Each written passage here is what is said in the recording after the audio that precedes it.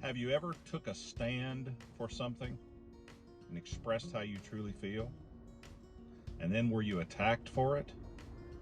Did you do something that upset someone else even though you tried to be inoffensive? What do you do with that? I'll talk about that in just a second.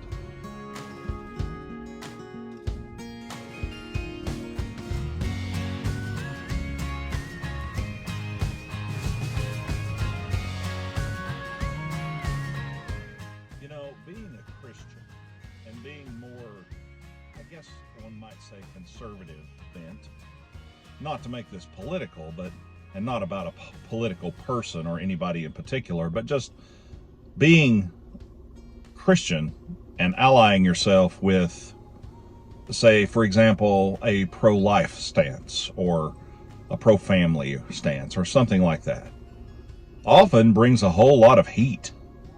It causes a lot of people to get really upset. You know, and I think I understand why. I truly do. Because a lot of people that are people of faith have dealt with some of these more sensitive issues in a pretty ugly manner sometimes. And so I can understand how some people of a different opinion might see certain opinions as almost hateful, even though they might not actually be hateful. They just might be about beliefs and about how one feels. But I can understand how that can upset certain groups if they feel that they are marginalized or discredited or not cared about. You see, as a Christian, we have to walk carefully. It's not wrong to take a stance for something you truly believe in. That's part of what makes America great. It's not wrong to ally yourself with what Scripture says. That's what Christianity is. And it's not wrong to stand up for those beliefs. But sometimes the way we stand up for those beliefs might be a little questionable and upset or hurt people.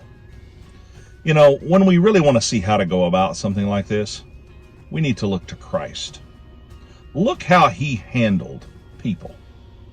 Oh, he got a little bit in the face of the religious folks of his day because something Jesus can't stand, and that's hypocrites. It's terrible. Or people who cause others to not find the truth. But to people who were quote-unquote sinners, the people that were looked down on in society and by society, all he ever showed was kindness.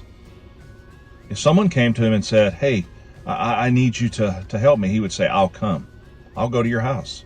He dined with publicans and sinners. He talked to prostitutes. He talked to people that were considered ethnically unclean.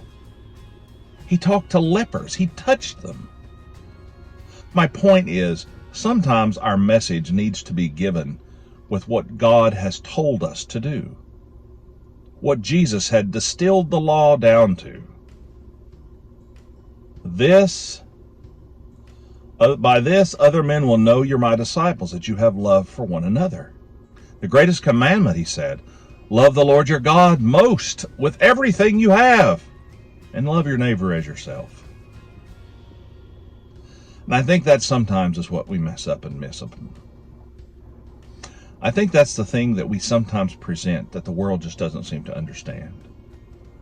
So if you're ever attacked for your opinion, make sure you are presenting that opinion in love and with decency and with kindness.